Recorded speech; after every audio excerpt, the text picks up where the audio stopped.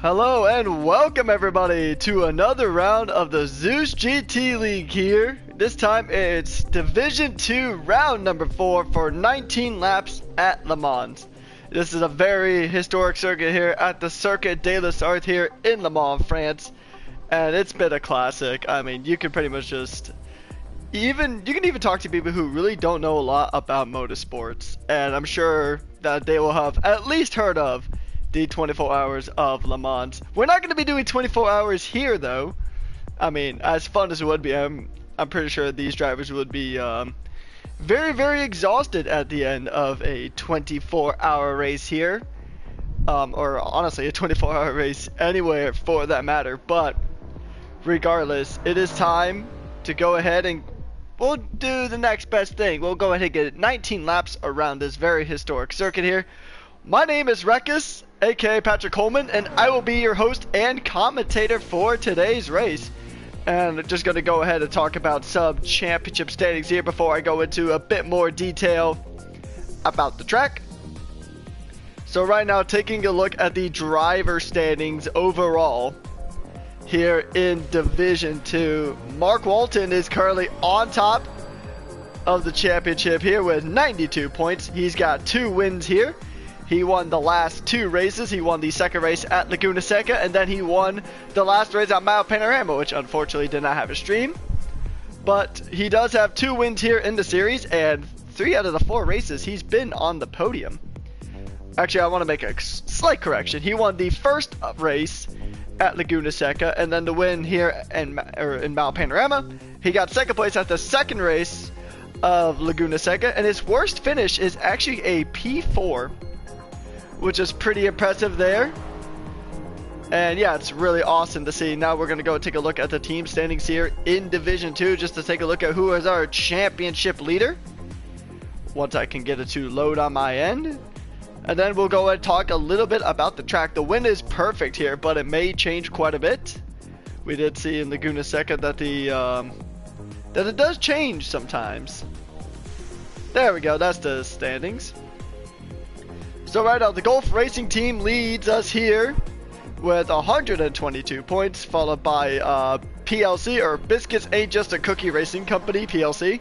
Let's try to say that 5 times fast. They have 115 points here, but McLaren GT3 team has they're only 1 point behind with 114. So that'll be one to really talk about here. And currently, Golf Racing team is currently P4 overall in both D1 and D2. So pretty good stuff there from the team, and we'll see if any of that stuff can change here today. Now, let's go ahead and talk about this very famous and historic circuit here today. 22 corners makes up this 13.63 kilometer track, or just under 8.5 miles around. Gran Turismo has this set at a high-speed balanced performance setting, which is understandable considering the massive Mulsanne straight that is separated by some chicanes. There is a version in this game that does not have the chicanes, but we are running the, I guess you could say, lore accurate version of the track. And yeah, it's going to be a really fun day today. I mean, there's so many good overtaking opportunities on this track. I mean, you can obviously, the best spot to overtake, and the spot you'll probably see the most overtakes, is on that Mulsanne straight. It could be a little bit of a chaotic start here as we make our way to turn 1, known as the Dunlop chicane. And then obviously you have the back straight, as I like to call it, just shortly after the Mulsanne straight, which is another good spot for overtaking opportunities. But it's also another place where you could really cook your brakes and just brake that little too late, and then you're pretty much gonna be off into the gravel and possibly into the wall. 15 minutes of qualifying here today, followed by a 19 lap race, which should round out around 90 minutes of racing, give or take. So yeah, it should be a fun one here today. Make sure you guys go ahead and follow us here on Twitch. And if you have an extra monitor available, or an extra screen, like if you're watching this on your laptop or your computer, and you want to have another stream going on, we have our Division 1 race that is going to be live today as well over on YouTube. Inferno DJ is going to be commentating over there. He's a very fantastic commentator. So shout out to him, and be sure to go ahead and, even if you do just want to stick around with us here in Division 2 for the entire time, we really do appreciate it. But we'd also really appreciate if you would head over to our YouTube channel and check out the race afterwards. And this race will also be uploaded same day. After we get done with the race, the VOD will go ahead and be transferred to YouTube. So you'll hear me yapping throughout this entire intro section. And then you'll hear me talk through qualifying and then the race itself. And once it hits that all-important 1500, or it would be 3 p.m. here Eastern Standard Time, we're going to go ahead and jump on track with some cars. So it should be a fun one here today. I mean, we saw some excellent racing last time out at Mount Panorama. Didn't see any of the footage, unfortunately, from Div 2 at Mount Panorama, but Div 1 was an absolute firestorm of intense racing. Lots of good overtakes on a track that can be kind of tricky to overtake on sometimes. In particular, we saw the sole Alfa Romeo on track making some really gutsy maneuvers to get some good overtakes done. And yeah, it's going to be a lot of fun here today. This track is pretty easy to overtake on. There's a lot of good spots, especially like the Mulsanne chicane or Mulsanne straights, just like you're seeing on your screen now. We're just before, I believe, the first set of chicanes, or the first chicane. Indeed, there's actually a car coming up.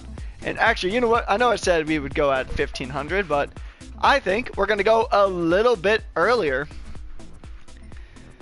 And go ahead and take a look at who is on track at the moment. Alright, so right now we are on board with IT Tama, the driver in the German flag themed Audi R8 is just going to make a run down the Mulsanne straight. Good stuff from him. And we've had a few viewers just join now. Thank you guys so much for tuning on in. If you guys are new here, make sure you drop a follow and then go ahead and check out our YouTube channel, the Zeus GT League. And then you can go ahead and drop a like and subscribe over there. We do have a stream on YouTube as well for Division 1. So once you're done here, be sure to go ahead and check out over there. There's a very fantastic commentator over there as well. He does excellent work. So now I'm actually going to go on board now with our current championship leader here in Division 2, and also the winner of the last race at Mount Panorama and the winner of the first of 2 races at Laguna Seca. This man has been on the podium for every single round here in Division 2 with the exception of Spa. So, I mean, he's had a pretty good track record here. This is Wall 74 and the Jaguar. A Jaguar's not a car you really see a lot in the GT3 space, so it's really awesome to see that the number 174 Jaguar is on track and doing pretty well. We'll go ahead and take a look through the rest of this grid. We have Ko Gonzo in a Toyota Supra. I don't have a lot of information on this driver, but Spivvy CJ behind is getting a good tow from the Toyota. And then the aforementioned Itama in the Audi R8. And then Mr. Solfa in the Alfa Romeo 4C. A Lucid Wolf in the Toyota Supra. Frenzied Rhombus, Wall 74's teammate there in the PLC Jaguar. And then we have Ellis 180, who is in the Velocity Racing Porsche. And then we have Spivvy in the Lamborghini. And then his teammate Fleety also in the Rolex Lamborghini. And then we have Damo, who I believe he might be the teammate of a Lucid Wolf. I think there's slight variations in their livery. And then we have FLX, also known as Freeze, in the Corvette, Biohazard in the Gulf Racing Porsche, Kenneth in the McLaren GT3, and LDRS Secondus in the Lexus, or sorry, that's a Porsche. I could have swore they were in the Lexus last time. Maybe that was the Div 1 stream. Or maybe they were in a GTR for the first round. I could have sworn there was some, I think this team was driving a GTR, but regardless. I've seen drivers make moves with every single GR3 car available. If we saw a BRZ, or sorry, not a BRZ. Dude, I didn't know the BRZ got heavily nerfed when it comes to the high-speed specifications for BOP. But I know the Volkswagen Beetle could even make moves, and so I mean, if you can make moves in the Beetle, I'm sure every single other GR3 car here can make moves. 14 drivers here on track today. So I believe we will actually have a full grid. We may just be missing one driver, roughly. I think that's all we're missing. I think we're just missing a singular driver. And we should be getting into qualifying here very, very shortly. And then it'll be time for the race itself. Just gonna go ahead and make sure I didn't miss anything from race command about any mishaps.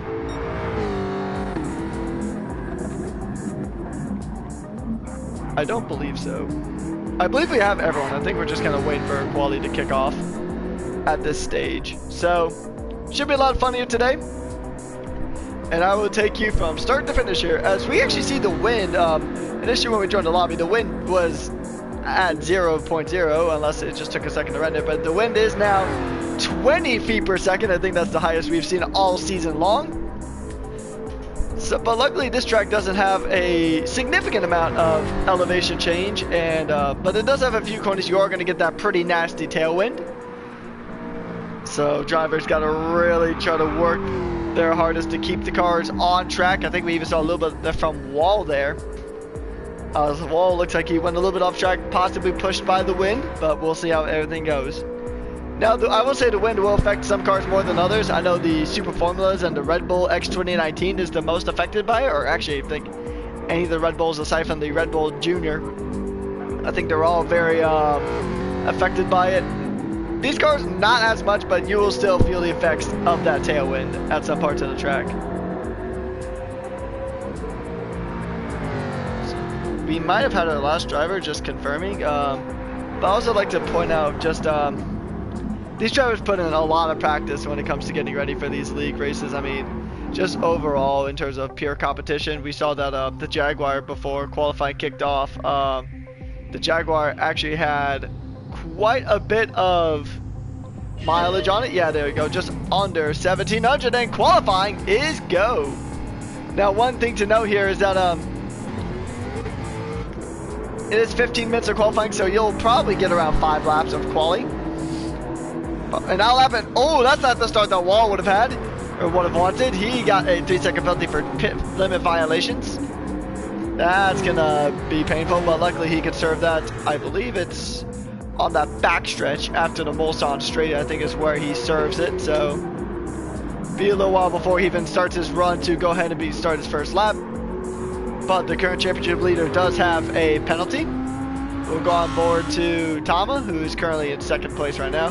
The sky is looking pretty ominous there on track. Maybe we'll see some weather. There is a lot of, there's supposed to be a lot of, oh, and actually KO Gonzo is actually not even a, interesting stuff here. So we might have actually one less driver of KO Gonzo. Interesting stuff, and I did see that Ellis was spun around there for a bit. Has some front aerodynamic damage, so it's going to make his car a little bit trickier to turn. Still more manageable than having that suspension damage, and if you are unsure about how the damage works in Gran Turismo, basically, just like in the real world, obviously hitting stuff will damage out your car. The way you can tell what is damaged is by looking at that graph on the bottom left side of your screen, where you'll see a little bit of you'll see an image of a car. The icon that is flashing red, which is the front bumper, means that he has front aerodynamic damage, and the triangles are referring to suspension. Then the rear bumper is obviously for rear aerodynamic damage, and then I heard you can also blow out your engine, but I heard it takes a lot to actually get that to happen. And so we're running heavy damage here today. And so that means to get that damage fixed, you will have to come into the pits and go ahead and just make a quick little pit stop. They'll exchange your front bumper. It takes about 2 or 3 seconds. As FLX does have a half-second penalty for himself, although luckily he'll be able to serve that, I believe. Or no, it might be after this, because I know there's like another little micro back straight after the Indianapolis corners. So the wind has already died down quite significantly here. It is now down to 17.4. Pretty windy here in the forest. So we'll see if FLX can, or anyone can really do anything here at the moment. It's going to be pretty much everybody on an out lap now just to kind of kick things off. This is the second longest track that is in, actually, third longest track at Gran Turismo. The second longest track that we have on the calendar. The other longest is the Nordschleife, which we'll be heading to later on this season. So everybody will definitely want to watch that because that's going to be a lot of fun. I think it's another around 60-minute race roughly at the Nordschleife, but we do have another 90-minute race towards the end of the season at the Daytona road course. And yes, it is the road course, not the oval, although it would be funny to watch all these cars go around an oval for about an hour, or 90 minutes in the case of Daytona. But the drivers voted on the calendar. So the most voted tracks during the postseason ended up making up our calendar. The only track that had a significant amount of votes that did not get put on the calendar was the Nürburgring GP, which is the shorter track layout, which is understandable because we have the 24-hour layout. And we'll stay on board now with FLX as he begins his first flying lap and the first flying lap of the session. We're already a third of the way through this session almost, and nobody has set any representative laps. The soft tires are going to be the tires to use for qualifying, but from what I've heard from some of the drivers is that the soft tires really don't last super duper long around here. So it's definitely going to be a medium and hard compound tire dominated race, unless there is rain, of course. The clouds are looking kind of ominous, but it looks like it is kind of clearing up a bit now. So we'll have to go ahead and see if we do get rain here. Now that is a deceptively tricky corner there that FLX just went through. It's really tricky. You carry too much speed or you just have a little bit of understeer, you're going to end up getting a half-second track limit. That corner is especially kind of notorious for track limits as we go ahead and see FLX head onto the Mulsanne Straight. And this is a beautiful camera to watch for going down the Mulsanne Straight. Absolutely cinematic and very good stuff here coming to the first set of chicanes. Nicely done there by the German driver. Very nicely done. And now we're gonna see him go through the second half of the Mulsanne Straight. We're gonna go ahead and get on board and just listen to that glorious Chevrolet V8. Very beautiful stuff here.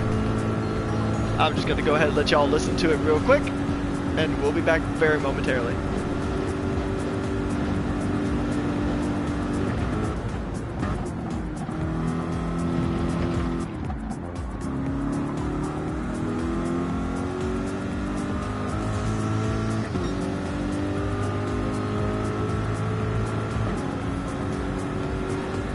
Very good stuff there, very nicely navigated there. I know people have different engine types they prefer. Some people prefer the V10, some people prefer the V8s, the V12s. But I think we can all agree that the Corvette is a really nice sounding car. As it goes ahead and starts to navigate one of the trickier corners to kind of nail, but if you brake too late on that corner that we just saw FLX go through, then you can really just end up into the barrier. I did it earlier today actually when I was just doing a little bit of track running, some personal track running on this circuit in the Toyota Supra GT500, better known to the Gran Turismo community as the Tom's Castrol Supra, a legend in the JGTC. Surprisingly, we haven't seen any of those cars here, but I guess compared to a lot of the other cars that were available, there were some better options. Now we're staying on board with FLX here as he navigates through the Indianapolis corners. He's going to go ahead and start making his run through the most technical part of this track. We'll see if he can go ahead and set a very good lap time. He does have Damo right behind him in that Toyota Supra. We'll see what can happen here because, I mean, you're really only going to have probably one more shot to make a good lap after this. We'll probably see times close to that 4-minute range. Actually, probably a little bit over that 4-minute range, depending. Very good job there. I mean, now it's coming up to a part of the track where it seems like some of these corners could be flat out, but they're not. Unless you have just a ludicrous amount of grip, or you're driving the Tomahawk X, which obviously would be very heavily against the rules for a lot of these drivers. Or for all of the field, actually. Now he's going up to the final sector of the track. The final chicanes here as he goes ahead and makes his run to the start-finish straight. We'll see what his time is going to be. He'll be the first representative time of the session, and it is a 4:07. Damo is going to have a half-second penalty, so his time is going to be for Moot. He will not have a time yet. Biohazard's going to be next across the line. He is about 4 seconds off of the 4:11. I think Frenzied Rombius is going to be right behind him. I think Kenneth is actually going to move to set lap. It's a 4:11 from him as well. So right now, FLX is setting the benchmark here with a 4:07, and Rhombus is not going to set a representative, not a very good lap. Might have made a mistake or two. Well off the pace there, although I think he might have had a penalty. There is the Loader SE Sports Porsche of Secondas. And Secondas, we'll see what his time is going to be. A lot of these times are actually pretty far off of our pole time. 21 seconds there for Secondas. I apologize if I mispronounced that. Elusive Wolf had a penalty, so that time's not going to count. Go take a look down, or continue taking looks throughout the field. We'll actually just go on board with Wall now, as there is 30 seconds left of this qualifying session, so everybody is only going to get a singular one more lap to go for a majority of these drivers, unless they are just finishing up a lap within these seconds, then they'll have another go at it. I think a lot of love here for the for Secondas here. Lots of love there, and I always love seeing drivers getting the support that they so rightfully deserve. Actually, let's go on board with let's see, where is there he is. He is currently in P7 right now. We'll stay on board with the Portuguese driver. I'm seeing a lot of love for him in chat, so definitely one of the fan favorites here. We'll go ahead and continue on board with the Portuguese driver's lap as he makes a roar down the Mulsanne straight. He's definitely going to be looking for improvement. He is currently 11 seconds off of the car ahead of him in Spivey. Almost 12 seconds off, but I think he's going to go ahead and try to improve. He's not improving, though. After the first part of the Mulsanne straight, he is actually 2/10 off. So, interesting stuff here. He is 21.6 seconds off a pole. We'll see if he can make any improvements. He's got to make up this time in the second half of the track. Otherwise, he's just not going to go ahead and get what he's needing. He's going to come to the second chicane here on the Mulsanne straight.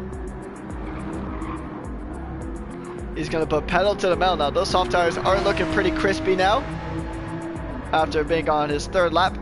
He improved a little bit, but still overall his time's not improving. Gonzo actually takes pole position now with a 406. 406.29 flat. Good stuff there from the Belgian. We'll see if he can continue on. We're going to stay on board now with Secondas, and actually we're going to take a quick dip to look at, let's see, Wall. Oh, maybe a little bit of impeding there from Mr. Solfa. Oh, I apologize. I was, I said the wrong thing. There's actually quite a few more minutes left to qualifying, so everybody should get at least maybe one other lap. I don't know why, I don't know why I was thinking we were on a 10-minute, so my apologies. Now we are down to 3 minutes up to qualifying, so everybody should get another lap. Taking a look at our championship leader of Wall 74. Gonna stay on board with the Jaguar, and then we'll head back to the current chat favorite. He hasn't set a representative time yet. We'll see what he can do. Navigating through these corners very nicely. Very, very nicely there for the Jaguar. Oh, he's improving. Wow. He is 8/10 up. It is a purple sector. He's on track to take pole position here. Don't be surprised if we see this Jaguar just shoot from the bottom of the grid to the top of the grid. If he doesn't get a penalty, if he gets a penalty, The fastest lap is going to be for nothing. Biohazard sets an improved time. He's up into third. But now it's only about 2 more corners left. Kenneth will set another time. He's actually promoted to third now. But is Wall going to go ahead and take provisional pole position here as we come down to the final 2 minutes of qualifying? Let's see if he comes across the line. Yes, he does by 1.3 seconds there. It is a 4:04.9. Excellent lap there. Excellent lap there. We'll see if the chat favorite, the Portuguese driver of Secondas, can go ahead and make an improvement on his time. Oh, a little bit of a snap there. I think it is going to be a decent improvement.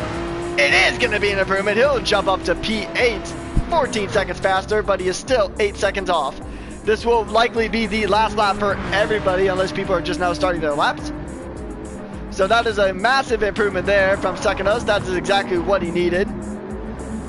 Fleety will go ahead and improve his time as well. We're actually going to jump down 2 positions and go ahead and take a look at Spivvy. Never mind, Spivvy's got a penalty. Damo's going into the pit, so that's his qualifying done. He won't set a representative lap time. And Mr. Solfa now, the Greek driver, is going to try to fire it across the line. What can he do? Oh, now he's just starting his actual lap, so we'll stay on board now with this Alfa Romeo 4C. Now, if you were part of the Division 1 stream last week, you'll know that the Alfa Romeo 4C was a very heart-stopping car. Made some very aggressive moves during the mountain descent on Mount Panorama.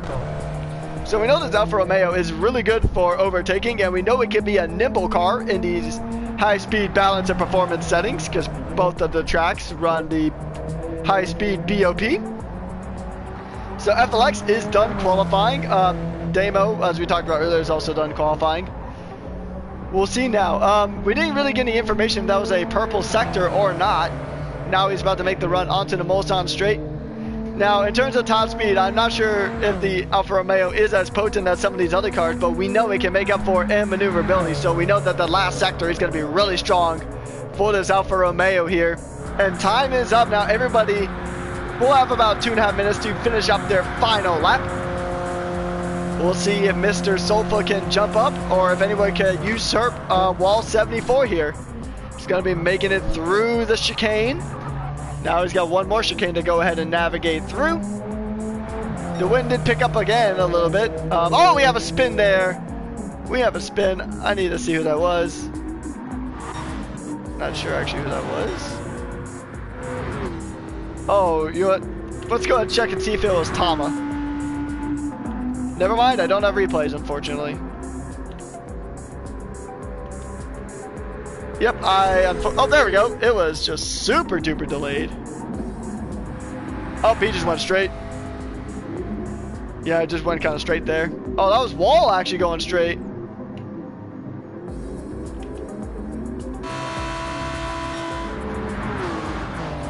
I do need to back out this really quickly, ladies and gentlemen, as I know qualifying is still in progress, but looks like the replays did kind of bug out everything, as they do tend to do. Yeah, unfortunate there. We'll see what we can do. Actually, I'm gonna do a very quick leave and rejoin. I do apologize for that, folks. The replay feature in Gran Turismo is really awesome when it wants to work, and other times it just bugs out and just doesn't work.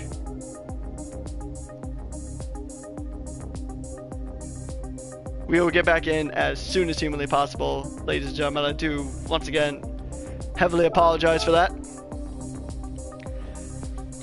It has been good in recent times with the replay system, but it just unfortunately has its moments of breaking.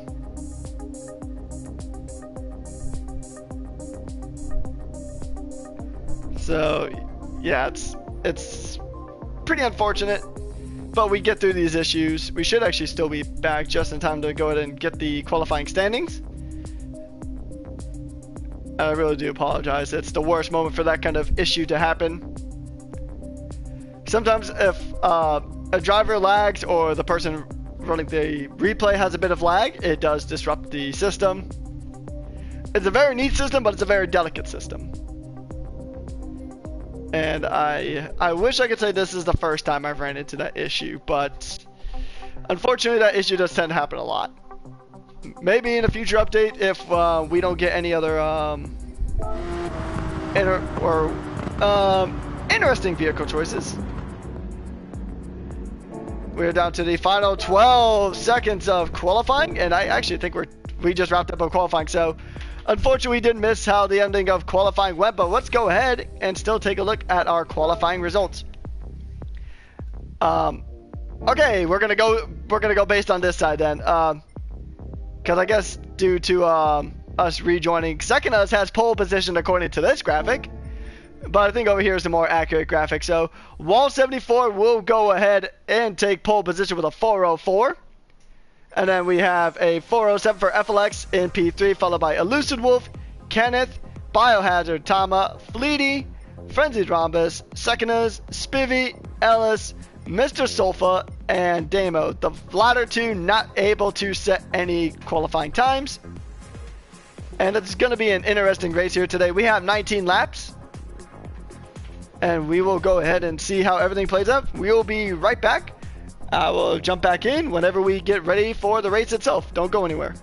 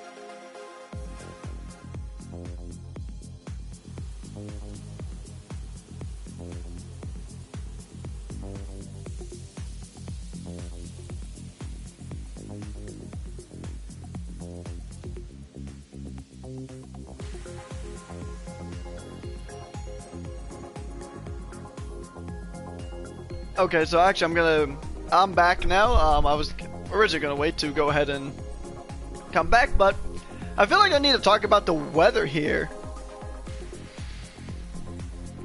The weather here has been changed. It got a little rainy since the last time out. Let's go ahead and see what the weather is gonna be like. And oh man, oh man. So we're going to see a good amount of that green, or we're going to see a good amount of that yellow and pink rain. So we're going to see, this is definitely going to be wet tire weather.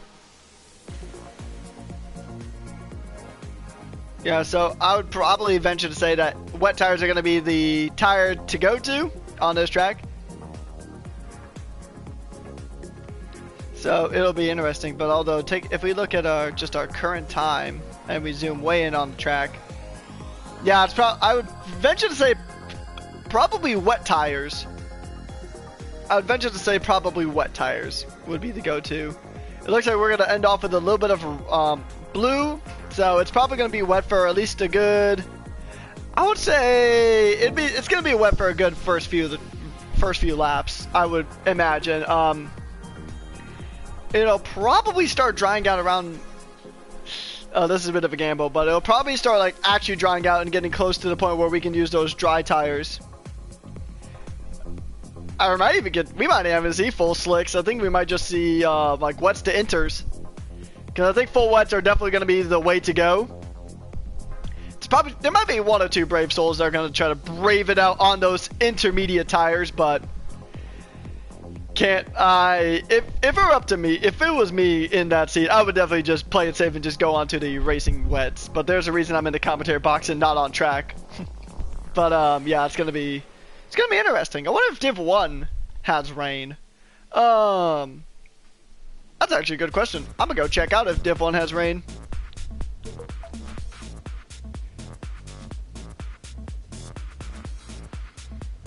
Yeah, I'm gonna go take a look and see if Div 1 has rain, chat. Oh, Div 1 is like perfect sunshine. So Div 1 has perfect sunshine, and we have pouring rain. Kind of reminds me of Florida.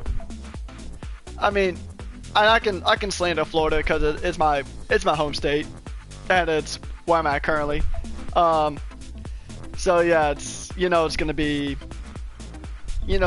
perfectly sunny and the most beautiful day ever on one side of the state, and then just torrential downpour on the next. Kind of like what we have in Div 1 and Div 2. That's actually pretty funny. Pretty funny little quinky dink. So yeah, it's gonna be a lot of fun. I believe we're just getting the grid set, and then we'll be going green. And it'll be 5 minutes to go ahead and start. So, ladies and gentlemen, go ahead, use the bathroom, go get your drinks, get your snacks, maybe go and make a little bit of food. Maybe a little bit of food as well, because it's going to be a long race, it's going to be a fun race, and you're definitely not going to want to get up and potentially miss some chaos happening, especially in these first few laps. Especially, oh, looks like the track actually kind of stopped raining a bit. Interesting. So we're gonna keep looking at this radar. Some drivers are obviously not too happy about the rain. From what I know, in terms of Gran Turismo, you either absolutely love the rain or you absolutely hate it. Oh, actually, we have a little bit of a dry spell, so it might be Inter's weather. Actually, it might be intermediates. Oh, this is gonna be interesting to see. The progression, we haven't even been on track yet, and the progression is already basically stating that it's gonna be a race of inters to slicks, maybe, unless we have rain again, which we can't. Unfortunately, we can only go 60 minutes into the past. We can't go into the future, so it's gonna be really interesting. And also, we will have the full night cycle, to where it actually starts going to from day to night. So that's gonna be a lot of fun. So drivers are gonna have to utilize their skills in changing conditions here, because I have a theory that we might even get rain again later on. So interesting stuff. We will be going live in about 2 minutes for round 4 here in Division 2 at the Zeus GT League, and don't go anywhere because it's gonna be pure cinema.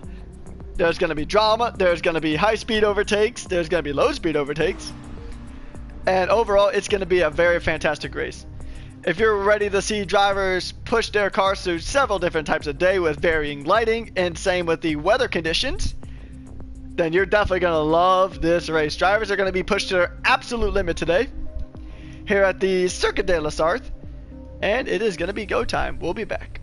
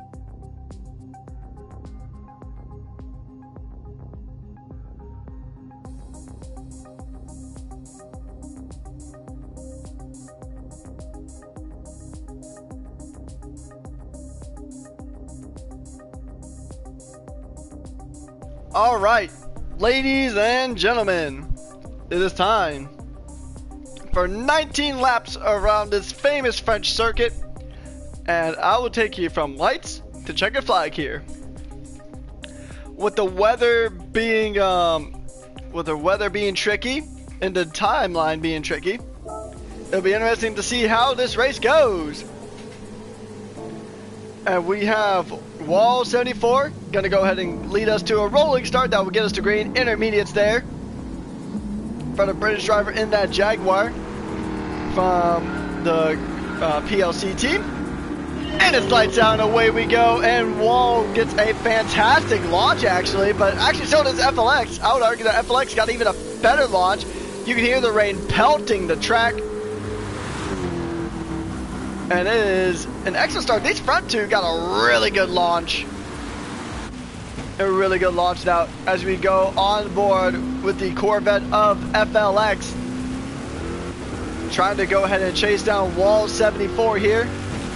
It's going to be a really, really interesting run here. And these two have really just pulled away. Now, FLX is on that wet tire compound. Also enabling traction control, which will definitely help them out here in the wet. Which might have even contributed to the good getaway from these two drivers. Even with traction control, some of these drivers are struggling a bit on these intermediate tires now. As we see quite a few cars just there in the backfield. I think second has actually jumped ahead quite a few spots compared to where he started. A lot of these drivers track for precision, and then the car off in the background. That is Damo. Damo's just not having a great time here in that Toyota Supra. Elusive Wolf also hot on the heels of Kenneth. Kenneth had a really good start, but just really, and I think right now just really struggling to get the power down in that Toyota Supra. The Supra might not be a big fan of these wet conditions here, so we'll have to see. Now it's going to be chaos here on the Mulsanne straight. FLX did get past Wall and got away quite quickly, and now he's just pulling away. Curious to see if anything happened to Wall. We'll see if we can get a replay to pop up. I think Wall just kind of lost it in one corner.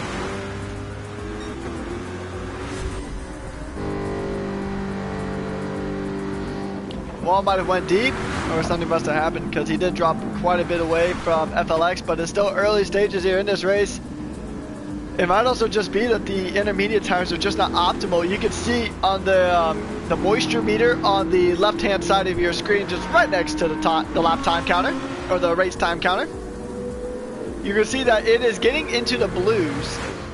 So when you're in the whites, you can safely run intermediate tires. It is kind of split up into three sectors: Sector 1, Sector 2, and Sector 3.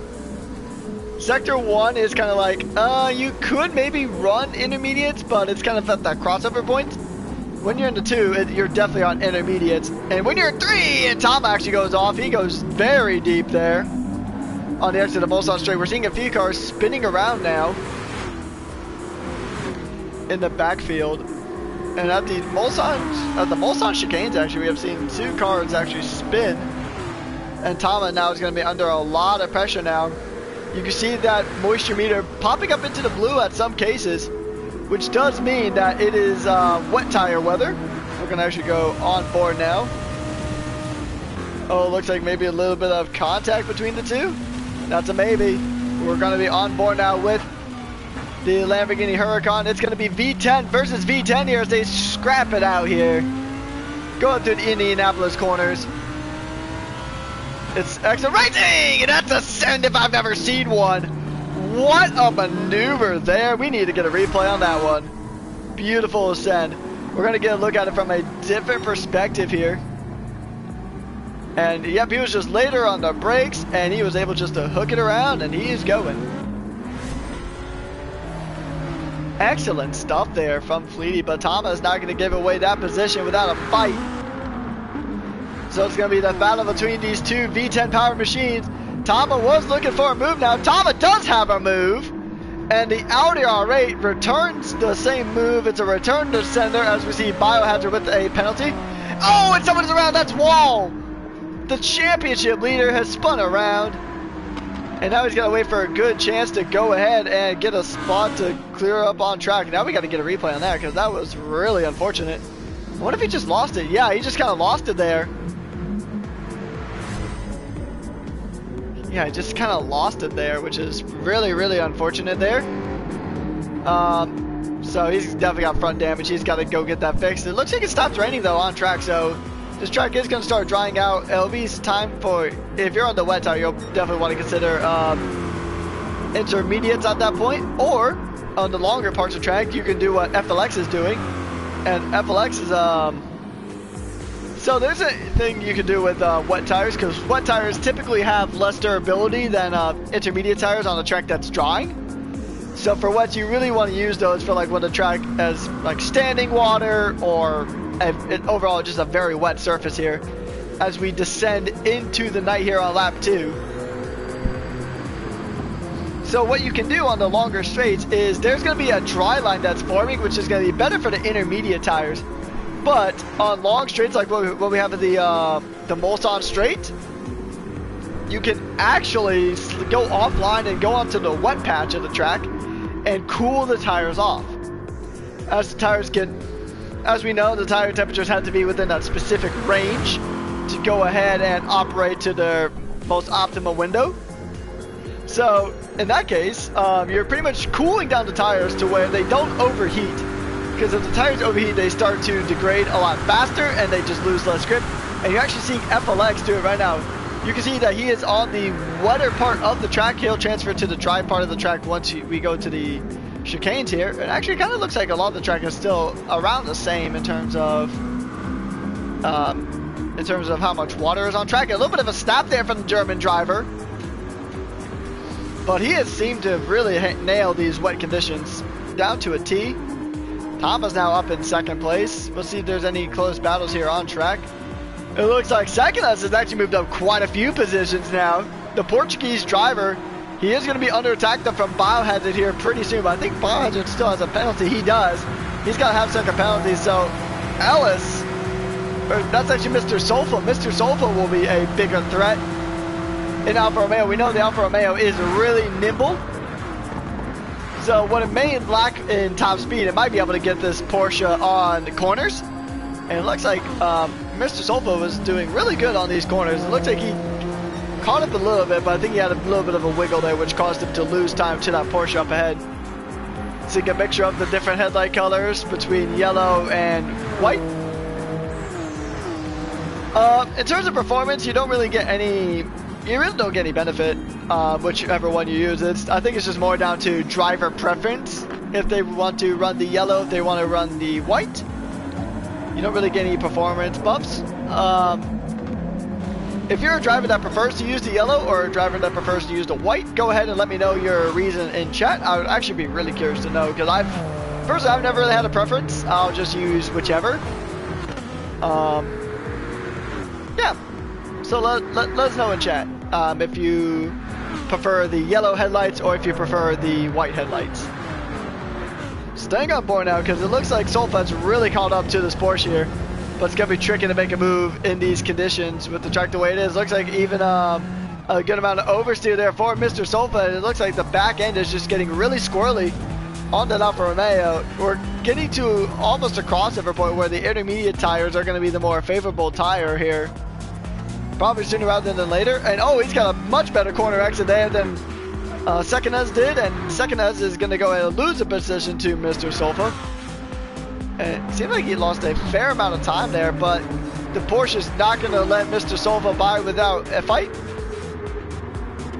Well, he may have gained the position, he may have won the battle, but the war is far from over here at the Circuit de la Sarthe. It's going to be, I mean, it's going to be a long race for these drivers. It's going to be 90 minutes around that ballpark. Yeah, and I think tire choice is really going to play a factor here, because the intermediates are probably the optimal tire to run right now, considering that this track is drying out pretty quickly and there's no rain currently. So these intermediate tires are probably going to be the optimal tire. We're going to see those inter runners really start to have an advantage sooner rather than later, especially in the tire wear department. And Sulfa was hit with a reset. Sometimes if you cut those chicanes on the final part of the track, you will get hit with a reset. And the track got, okay, going under the floodlights, this track is going to get a little bit brighter momentarily. It made me actually think if we had lightning for a second, which would be really cool to see, but unfortunately I don't think thunder and lightning are part of Gran Turismo. I could just imagine you're driving on this track, say if it's like 4 a.m. your time, or even a later time, possibly, for some of the drivers, depending on what their time zone is. As Ellis gets the move done on the Sulfa, although I think that move was already done a while ago when Sulfa had the reset. But imagine you're just driving on this track at like 4 in the morning. Let's just use that as an example. It's 4 a.m., you got school at 7 a.m., your eyelids are super duper heavy, and all of a sudden you hear a massive bang and thunder. You're probably gonna have a few code browns. And what's interesting is we have some code yellows in the form of some drivers braving it out on the racing mediums. Some of these drivers have decided to just forget about the intermediates altogether, just go straight to the slicks. I wonder how this is going to play out. We're going to stay on board with Kenneth here, the McLaren GT3 driver. And we'll see if this gamble is actually going to be worth it or not. There's definitely a dry line that is formed on this track, and you could probably get away with slicks, honestly, at this stage. So expect a lot of these drivers to kind of pit in for those slick tires, maybe at this lap or the next. We know Spiffy, who's currently a P9, does have a pit line penalty. One of the most annoying in the entirety of Gran Turismo 7. Some tracks more annoying than others on a pit lane that's already kind of unfavorable. But yeah, now these drivers have decided all to go onto the racing mediums.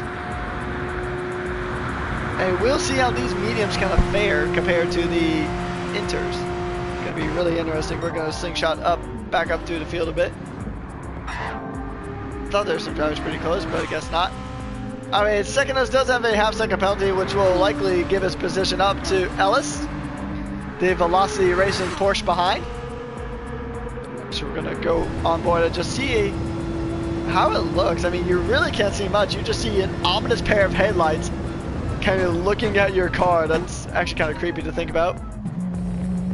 Oh, it's a bit of a lockup there for Ellis. As Ellis goes deep, he's going to go ahead and managed to pull away there. Ellis having an unfortunate lockup there, and yeah, you can lock your brakes at that corner quite easily, honestly, and it could just really throw your whole race into disarray. He was looking pretty likely to go ahead and overtake the driver on your screen currently if he was able to just wait it out till that half-second penalty kicked in, but unfortunately that's not going to be the case. Take a look at some of these. Oh, we even have a driver on softs, but Wall must have hit a wall. Pun entirely intended, because he's got front suspension damage and front aero damage there, so his car's going to be pulling to the right a bit, I believe. So you're really going to have to fight to go ahead and keep that car going straight as we have descended into the nighttime hours. Kenneth has actually lost a few positions. I'm not sure what happened there, but it is now Biohazard up ahead, leading the pack on these drivers still running the racing mediums, or the drivers who switched to the racing mediums. As we go on board now with the Golf driver of Biohazard. As we can see kind of from a different view. Oh, it's a big spin! It's a big spin there for Biohazard. He's got damage. We need to see that again. Yeah, I just got onto a bit of a wet patch there. Got onto that wet grass a bit, and that was all she wrote there. This is just unfortunate for Biohazard there. Let's go and try to take a look at it again from a different angle. So it looks like here, we're gonna watch it from the driver cam. See what happens here. Yep. Just got into a bit of a wet part of that track, and that was basically it. Slicks and water do not mix very well. So yeah, it's really unfortunate there. Actually, might have a battle here because we're seeing a lot of these drivers go ahead and make pit stops now. Fleety, Sulfa, and Ellis have decided to make their pit stops. The Greek driver in a British sandwich at the moment. So let's see what Terrace Day kind of switched to. We'll actually go ahead and get a look at this pit stop. It looks like they have another set of inters out, but we know that that is just Gran Turismo. We won't know what the tire choice is going to be official yet. Going to get a little bit of gas as well in that Rolex Lamborghini. The number 28 car, we'll see what's going to happen to him. He's probably going to peel out of the pits here pretty soon after getting a full tank of gas, and he decided to get onto the mediums. What about Solfa? The Solfa on the mediums, yes. So it looks like all these drivers are now swapping to the racing mediums. How is this going to play out? How much time are these drivers going to lose now on those inters? There's still some wet parts of the track that drivers like our top three can use. Second us can go and use that wet patch here, especially on this bolt-on straight. Tama as well, and Tama's actually caught up to FLX. FLX started this race on the wets, and those wets are cooked. Those wets are basically the equivalent of grilled salmon at this point, as there is a very hard charging Audi behind. The German driver being chased by a German car now, as we go into the second chicane here on this Mulsanne straight. Oh, he's getting really, really close. Flashing the lights at him. Might have been holding that analog stick a little too hard, because sometimes when you do that, depending on what you have your flashers on, that could certainly happen. But FLX is really trying to hold position here, because he wants to make it so where he can be the first one to the pits, because I'm sure both these drivers are going to go ahead and slingshot into the pits when they're done. A good look here from the cockpit of Itama. Tama now, he's got a lot more grip on corner exit, but he just can't get past. He wants to get past for the same reason that FLX wants to get ahead. He wants to get ahead so that he can be first in the pits, and he'll likely even jump him in the pits if he can jump him here, depending on what tire strategy they run. Those intermediate tires are going away too. So it's looking very, very likely now that it's going to be a slick tire race on lap 4 here. He was shaking for a move. Doesn't quite get one, I don't think. And those two cars are really close. The German driver against the German car. Corvette versus Audi.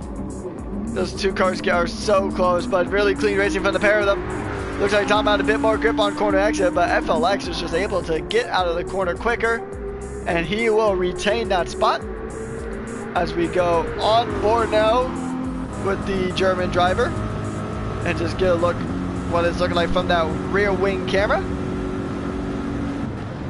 You can see those bright yellow headlights of Tama there getting closer, but good defense here from FLX to kind of prevent that from happening.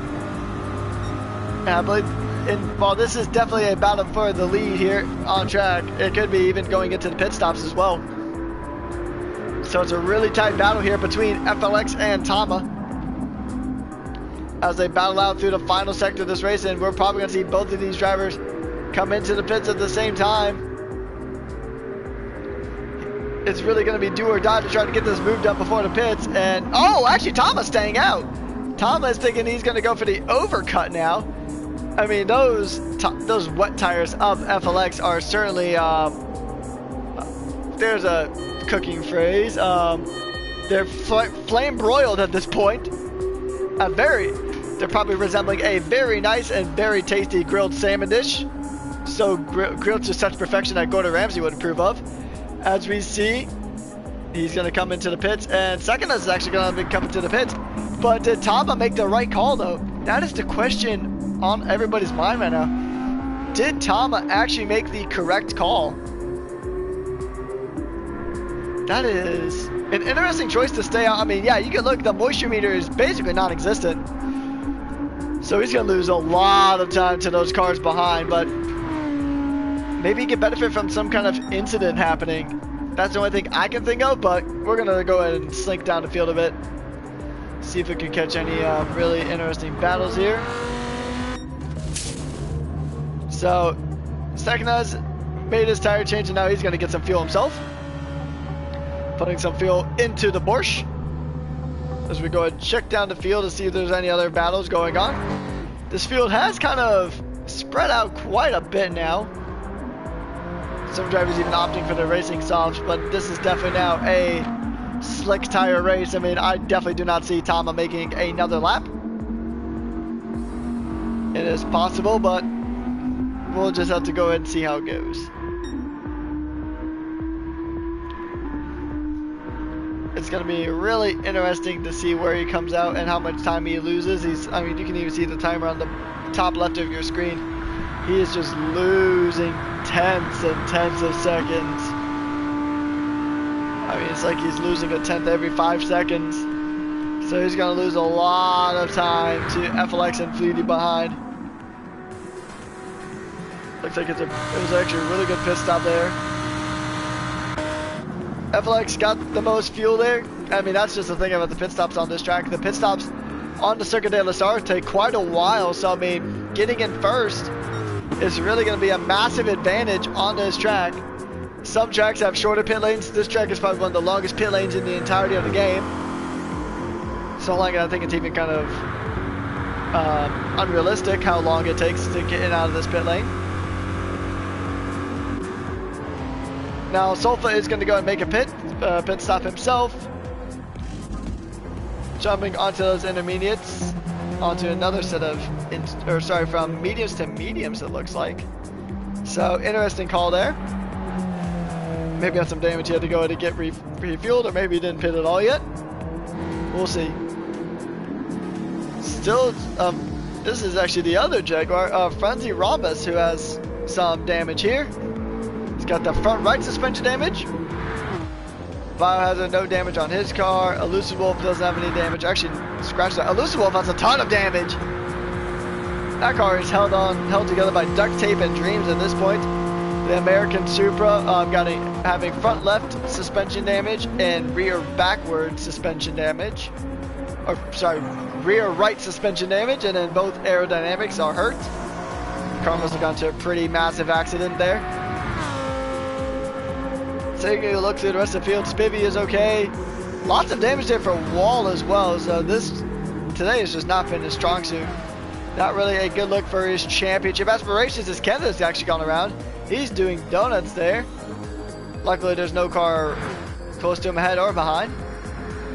And this is a battle for P4 at the moment. Ellis and second us here, Porsche v Porsche. I feel like we see a lot of Porsche on Porsche action nowadays. But it's a Porsche on Porsche battle. Britain versus Portugal. See if anything's going to happen here. Really solid defense there from Ellis. Able to keep the Portuguese driver behind. As we're going to go on board now with the aforementioned Portuguese driver. He's getting close. He's having looks, but just unable to get anything going. He goes a bit into the wet part of the track there. The driver is on the racing hard compound tire, and Ellis is on the racing mediums. So he is going to have that better grip initially out of the corners, but second is going to have better tires later on down the line. A good amount of pulling away, and another. Oh, never mind. He did switch. Okay, so he actually came out right behind FLX. So Tama actually did. Oh no, Tama's still on the inters. Tama's still on intermediates. Yeah, those tires are. If you thought FLXs were cooked earlier, these are like charcoal. Oh, he plows into the wall. He plows into the wall on the in the pits. Oh no, it's Tama is not having a good time right now in that pit lane. He's losing so much time. Surprised that Audi did not get any kind of damage. Those intermediates are gone.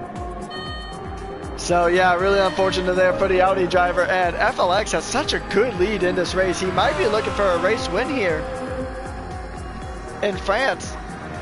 I mean, winning Le Mans, getting a win in Le Mans, even in a virtual sense, even when it's not a full 24-hour race, it is just so nice to have. It's so satisfying. I mean, Division 2 has been pretty fun to watch. It's been pretty competitive, and FLX right now taking full control there in the Corvette.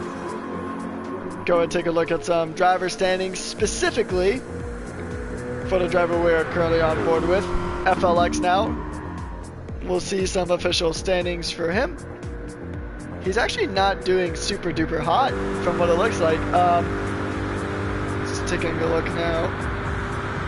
Well, actually, I lied. He's in P3. He's in P3. He's got 68 points, but no wins yet. He's looking to change that here today. So we'll see if he can change that here today. FLX has been on a pretty good run today, racing for the 9 Double P squad. And it's going to be really interesting to see how the rest of this race goes. But yeah, I saw it in chat briefly. But yeah, I think Tama just kind of,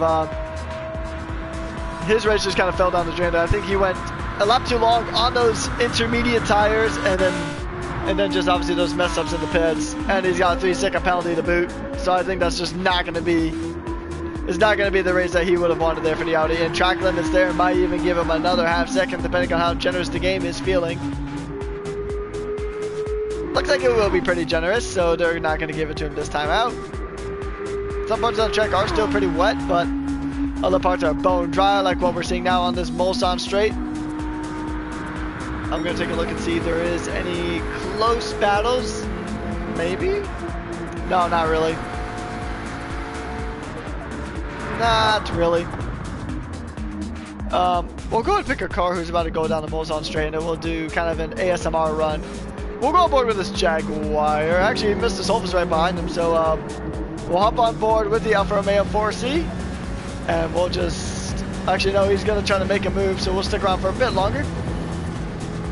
He's got to move! Oh, he's going to end up blocking there, but he goes on to the wet line a bit, and Mr. Solfa is up a position. But can Frenzy Roberts respond? No, he's got a lot of damage. So now, for the rest of this Mulsanne straight, we're going to go ahead and do what I like to call an ASMR lap with his Alfa Romeo 4C. We'll be back.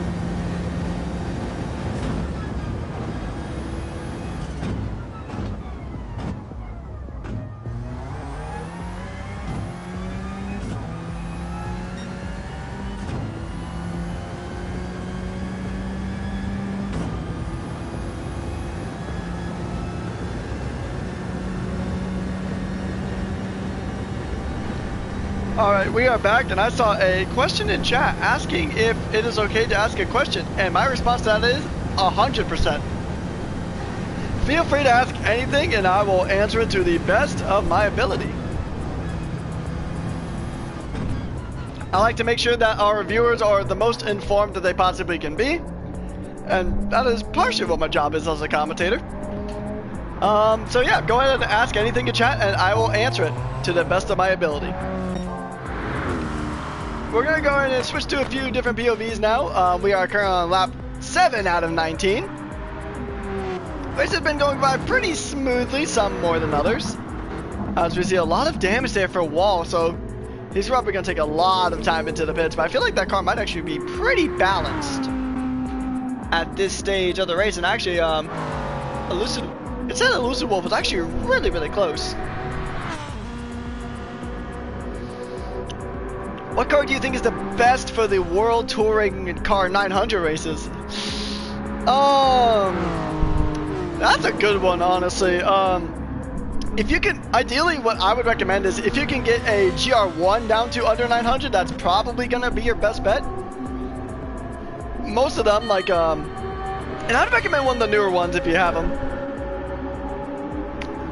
You could probably get those to under 900. Granted, you probably won't have the ability to run softs, but I think for some of those races, you're pretty much going to have to want to run intermediates anyway, because I know some of them it does rain a bit. So I think I want to say the older Audi GR1 car is actually a pretty good option. It's got good acceleration, it's pretty easy to drive, and also it's super quick because of the hybrid power. So that would be my recommendation. Obviously different drivers and people with different playstyles are going to tell you different things. But for my recommendation, I would try to go with the Audi R18. Personally, you can put on some power restrictors too to detune some of the other GR1s, but if you can run a GR1, then that's probably best, because I think they also have some of the better fuel management as well. Hope that helped you a bit, and thanks for tuning in. Hopefully you'll go ahead and drop a follow on here so you don't miss any of the other intense racing we're gonna have here. And we're gonna have some really intense racing. We do races every single week. Aside, I think we have a break week in the middle of the season. We have a break, and you are most certainly welcome there. So yeah, after this, we're heading to Dragon Trail. Not actually, it's Gardens. Yes, we're in the Dragon Trail Gardens next time out. And thank you so much for dropping the follow. We really do appreciate it, and I know all these drivers do as well. We have some very talented drivers here in Division 1. Or sorry, well, yes, Division 1 is correct, but we are in Division 2 at the moment. Some really good drivers, and a really good drive from this man currently on your screen of FLX. Currently leading the pack, and this field has really started to spread out a bit, but I think we might have maybe a little bit of a fight. I'll look for a fight somewhere. Half second penalty there for second us, which is pretty unfortunate, but he should be serving that here pretty soon. Oh, here we go. Spivvy and Biohazard, this is going to be a fight. The cars are only a few seconds apart now as that sun is starting to break. And Biohazard is thinking about a move up the inside, but Spivvy decides to drop a wheel into the water. Now, you gotta remember, if your car starts to hydroplane, you cannot overcorrect or else your car is gonna be long gone. But Spivvy does have some suspension damage, so Biohazard, I think, got a better exit out of the corner, and now he's just gonna rocket on past. He's gonna move up into P8 here at the moment. And now the track is drying and the sun is out, so we might not even have those wet lines anymore. A good pass there from Biohazard. He's going to go ahead and he's definitely making that one stick. I mean, especially with Spivvy having some damage on that Rolex Lamborghini. He's got front right suspension damage and also front aero damage, so I think he might have rear-ended someone pretty hard. Tama is, I mean, we know the story of Tama, unfortunately. And Wall 74 is still got that damage from forever ago. And those soft tires are definitely in the latter stage of their life cycle. So I would pit honestly if I was Wall 74 here. And I mean, this is one of those times where the please refill thing is actually legitimate, aside from it being just a UI bug with the replays. So we're gonna see if our championship leader does come into the pits. Indeed he does.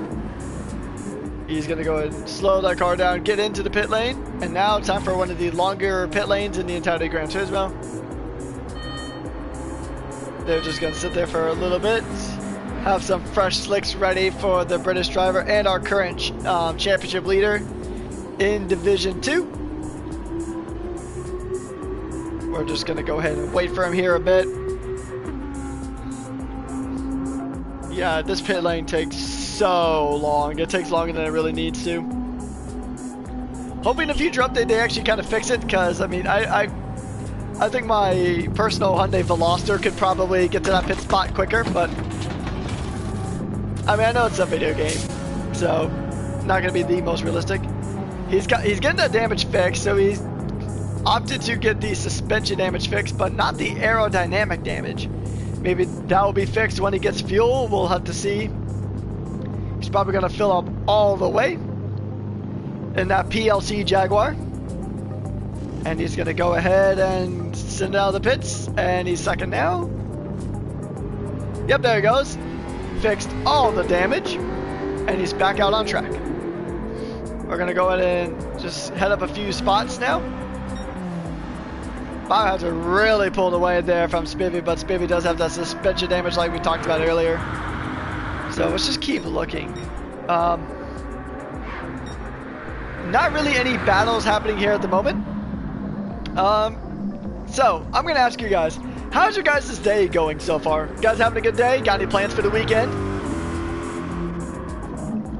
I'm actually heading to Formula E tomorrow to go watch the race in my home state of Florida. It'll be in Miami, so I'm gonna go watch that this weekend. Should be a lot of fun. And obviously, even though this isn't a weekend, I am spending a good amount of time here watching this very excellent racing here at the Zeus GT League. It's always a lot of fun to be here.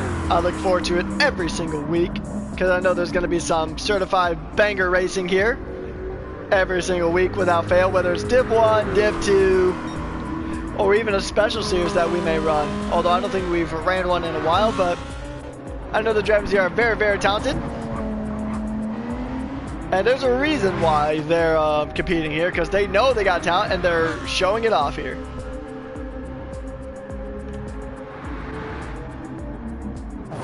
Something else that kind of came to mind as it looks like Spivvy also lost a position to Sulfur there, although I think that happened actually quite a while ago.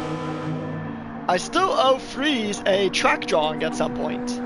I still owe him. So for context, for those of you who might be new here, for Division 1, for the first week of this current season, we were at Spa-Francorchamps and we had a pretty big delay getting the lobby sorted out because for the first race of the season, we pretty much had lobby split into groups just based on randomization, and then we sorted them out into divisions. Unlike what we do from Laguna Seca onwards, to where we have the drivers already in their designated groups to begin with. So while that was happening, and that was taking quite a while, I was talking with chat and asking about like what tracks they would like to see in Gran Turismo, what's their favorite track to race on, etc, etc. And then I got a question in chat from Freeze, or FLX, the driver currently driving the lead Corvette. Also, driver's got to have second penalty.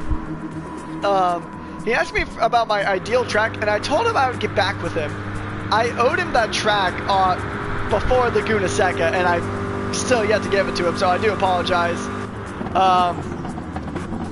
I'll try to get that to him as soon as possible. I honestly couldn't give him an ETA because it's still a pretty busy weekend on my end. But anyways, hope you guys are doing great. Make sure you guys are staying hydrated. There's enough water on track, although please don't drink the track water. Yeah, make sure you guys are staying hydrated, just like how these cars cannot operate without the proper gasoline and the proper fuel. Your body also cannot operate to its highest potential without its proper nutrients and proper fuel. In this case, water. Now, I know those energy drinks taste good. I know your sodas may taste good.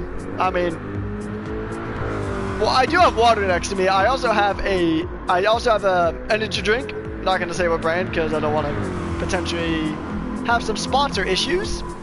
I know we don't have any sponsors currently, hopefully. And hey, if you're a brand looking to sponsor us, go ahead and message us at the Zeus GT League on Instagram. Go ahead and check us out. And that's also for everyone to go ahead and check us out on our Instagram. It is at the Zeus GT League, or at Zeus GT League. The isn't there, but. And also, once you're done here, go ahead and check out our race that's happening on YouTube for Division 1. Inferno DJ is over there commentating. He is a very fantastic commentator. He's even got some cooler overlays than I have. All of them just running the default PlayStation stuff, but he has some really cool overlays. He's also a very good commentator, very experienced, and yeah, he's really fun to listen to. So go check him out on YouTube after this. It'll be on the YouTube channel, the Zeus GT League, and the floodgates have opened once again. The rain is back, and we see FLX back first into a wall here. Oh, this is gonna be fun. I don't think any of these drivers saw the rain coming back. Yeah, everybody's. Oh, actually, Solfa is on the inters. Solfa just made a power play. He was watching his radar. He saw that this track was gonna start having rain, and that's something worth noting, is that it does help to check that radar and put it at max distance. So on the bottom right of your screen, although we can't see it for Mr. Solfa, but on the bottom right of your screen where it says course map, There's a few different things you can toggle through. You can toggle it through like race deltas, you can toggle it to radar of like the cars around you, and then you can also set it to your weather radar as well. And that can show you up to, shows you any kind of rain cloud forming within a 50-mile radius of the circuit. And I believe that's what Mr. Solfa here did here now, because he is currently the only driver on intermediates, although I think Rhombus did switch. Okay, a few drivers did switch. So a lot of these drivers are going to be in a bit of trouble. They're going to lose quite a bit of speed, as we even see our race leader driving at only 70 miles an hour, because those slick tires just do not operate well when the track is wet. And that's another spin there for the race leader, and he is just a Beyblade now. There's just no traction. He's going to end up in the gravel. He's going to lose a good amount of time, though, to Fleety behind. But I think Fleety is... Well, Fleety's got a 2-second penalty for track limits. So, I think Fleety is really going to be in the same situation. FLX is going to pull off into the pits now. He's got those hazards on, so drivers behind can see that blinking light and know that... Or if the spray gets to too much, where you can't see the car in front, well, you'll probably see those lights at minimum. So yeah, now we're going to see him coming into the pits. Fleety's probably also going to make his way into the pits now, I would assume. A lot of these drivers just kind of navigating and just trying to survive at this point. Actually, go ahead and take a look at our intermediate runner, and he just cruises on by Biohazard. The Alfa Romeo made a good strategy call to run the intermediate tires, and it has paid off. Now, it looks like the rain did kind of stop falling, at least from this angle. Oh, that was a very bright light. Apologies to anyone watching this in the dark. Unless you're one of those people who use like light mode on your browser or your Discord, me, where you can be kind of immune to those flashbangs, but nevertheless, interesting stuff going on here. Yeah, a lot of these drivers, some of them have damage and other ones are just trying to survive. Yeah, we have rear aero damage for Ellis. Tama's got, actually Tama's fine. Second Us has both aero damage in the front and the rear. Oh, that's a big slide there. Contact with the wall again and again and again. That is insane stuff we're seeing here. Yeah, I mean, this track got really dangerous really quickly. But can Mr. Solfa, I mean, FLX is back out on track. I think Mr. Solfa was just a bit too far behind to go ahead and make the moves to intermediate to really undercut everyone and slingshot himself into lead. But he's caught up to quite a few positions, and he'll catch up to Second Us here too. He's going to be able to pass Second Us with probably little to no difficulty. Oh, and Second Us has another spin. I wonder if that was contact based though. Let's go take a look at that. I want to see that. Actually, I want to see from this angle, because I think this might be the best angle to see if there was contact there. So he's catching up here. 2 seconds.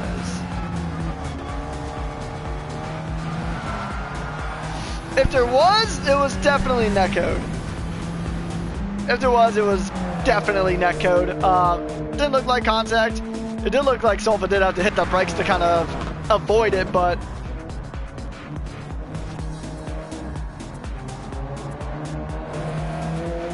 yeah, so really interesting stuff here from everybody involved. Yeah, Solfa running the Alfa Romeo. I mean, we know the Alfa Romeo is pretty nimble. But now we have a battle actually for a podium spot here. This is Fleety versus Ellis. Now, but Fleety does have a 2-second penalty, so this one will definitely come sooner rather than later. But Ellis has actually decided to try to brave it out on on the mediums. I mean, yeah, interesting. We'll see if it actually pays off or not, because this track might be drying out pretty quickly. So maybe Ellis might have pulled a big brain move on everyone, as our race leader is on inters. But I think this track is going to be on inters. It's going to be inters conditions for quite some time, I would imagine. So interesting stuff here. As we see that Velocity Racing Porsche just try to crawl back that deficit to the Lamborghini up ahead. I think he's just gotta wait for the penalty to kick in, honestly. It'll happen. And actually, I think I'm actually seeing, I'm getting some note here that, I think Mr. Sulfa is actually in some trouble from what I'm seeing from race control. Yeah. Oh. Yeah, actually, I'm going to go back and review some tape. But I do think that Sulfa could be in some trouble here. Sulfa could very well be in some trouble here, and for those of you who are unaware, let me go ahead and explain why. I need to go back to the, let me go ahead and actually do some checking here.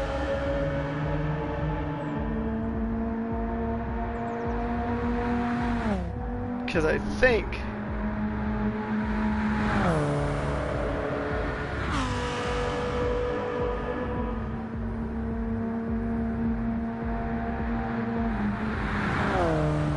there's a reason why I'm looking into this.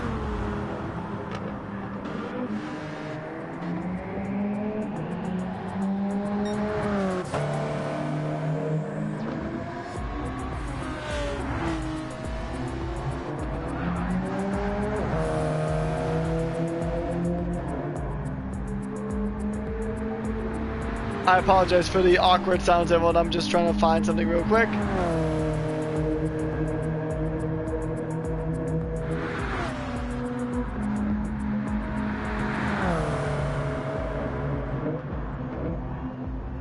Because I'll explain why as soon as I find it, ladies and gentlemen.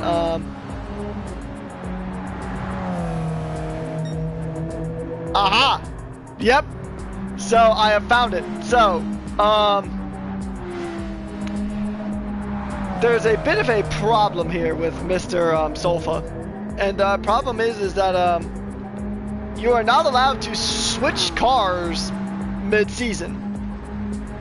Whatever car you started with is the car that you have to finish for the rest of the season. And Mr. Sulfa started off in a Porsche, and as we can see here, he is in a Alfa Romeo. So regardless of what position he gets in this race, that is a hefty disqualification there for the Alfa Romeo, which is really unfortunate because, I mean, I do like the Alfa Romeo. It's a really fun car to drive, and I've seen it do some really good results. But Mr. Sulfa is going to continue to have some really good driving. He is utilizing those wet lines to go in and get extra grip with those intermediate tires compared to Ellis, who is running those mediums. The track is still wet, so the intermediates are still going to be favored, but it's all for moot at this point because it's going to be a disqualification, which really hurts. Like I really feel for Sulfa, but it is going to be a disqualification here for the Alfa Romeo because he was in a Porsche previously and now he is in a Alfa. So it is a rule that you cannot switch cars mid-season. So I think if you do, you have to get some really special dispensation from the race organizers. So really unfortunate there. Hopefully that's the only case as Biohazard goes off track. I believe it was actually in a Golf Porsche earlier, just color flipped. I think that does check out. So unfortunate there. FLX is still leading this race by a country mile. He's a minute and a half ahead of Mr. Sulfa and an additional 5 seconds ahead of Ellis. Oh, Fleety has a big spin. He's into the wall. Oh, just no grip at all on that wet surface. Tama's going to get through. And yeah, I think that's it. He's got to be really careful on the power or else he can spin again. Some drivers are still running those intermediates, so this is a really interesting track right now. Because you have some drivers that are trying to brave it on those on those mediums and just go for the super dry parts of the track. Because the dry parts you can run on slicks, but the intermediate drivers are trying to use all of the wet patches that are still left on this track. Because this track hasn't fully dried out yet, so yeah, it's a really interesting time here at the Zeus GT League here in Division number 2. And I mean, yeah, you can just see, if you watch that little meter on the bottom left of your screen once again, you can see that meter jump when FLX is taking some of those corners. It's jumping around quite significantly. So he'll come across here, and you can see that wet patch spike up a bit whenever he goes over the curbs, because those curbs are wet. But he's using the wet parts of the track to make sure those intermediates don't overheat. So this is actually really smart racecraft here from FLX. And we're even seeing it here too from Mr. Solfa. Mr. Solfa is actually putting on a really strong drive here in that Alfa Romeo. And so Ellis is still going to try to keep up behind him because he can still get second in this race. I think unless he has a massive mess up or has a pit blunder, then he's got second place pretty much locked in once this DSQ comes into effect for the Greek driver. Really unfortunate stuff though from Mr. Solfa. I mean, he's had a really good race, but it's just unfortunate. Rules are rules, and unfortunate for him, if you break them, you gotta face the repercussions. Which, it's unfortunate, but it also does stem from earlier seasons where we used to have a draft system here in Zeus GT League. I'm not sure if anyone remembers that. It was before I started commentating, but I did actually race one single race here under those under the draft, and I was actually in that car that's currently on the screen, the McLaren 650S GT3. Although with a completely different team, which I don't think even races, it doesn't race in Zeus GT League. I don't know if they race at all anymore. But yeah, so sometimes there would be cases of teams like selecting a car and locking it out, and we'll say it's like the Genesis or something, because we know the Genesis can be a pretty powerful car. Or we'll say the Hyundai, because we know the Hyundai has been really strong over in Division 1. But somebody would just pick that car so no other team could use it. Because pretty much, if you had a car locked in, then you'd be the only team able to run that car. And then you would just go AFK or just disappear, and then nobody, because you couldn't switch cars, nobody would be able to drive that car, and then it would just be deadlocked for the season. So I think that's a rule set that is, so the rule of not being able to change a car has definitely kind of stemmed from earlier seasons. I think it's been around since the get-go for the Zeus GT League, but it's still unfortunate nevertheless. We're going to go ahead and take a quick ASMR lap actually with this McLaren, and we will be right back.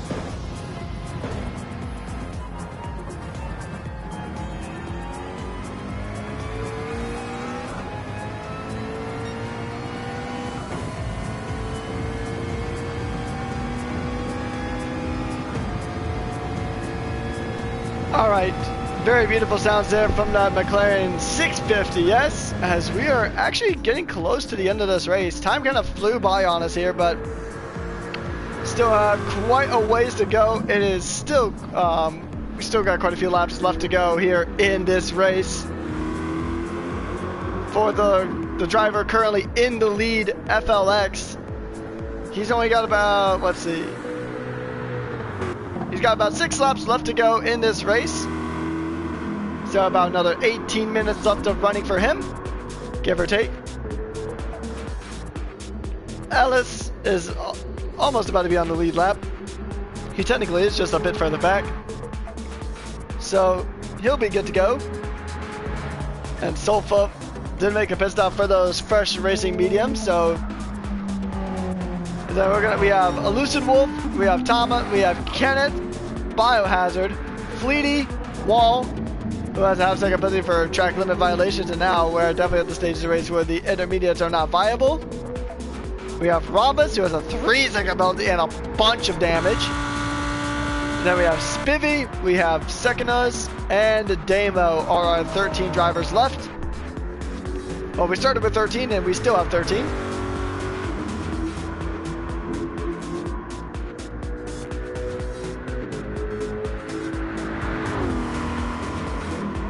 So, interesting stuff here. The Elusive Wolf is actually going to pop off of those intermediate tires and go ahead and switch back to some slicks, because this track is, while the pit lane is pretty wet, the track itself is pretty slick. As you can see there is no kind of moisture still on the track aside from some of the curbs, which can unsettle these cars. But I mean, FLX has like such a good gap. He's been dominating this race very nicely. Ellis has got a good gap as well. See if there's any close gaps to actually kind of talk about for a bit.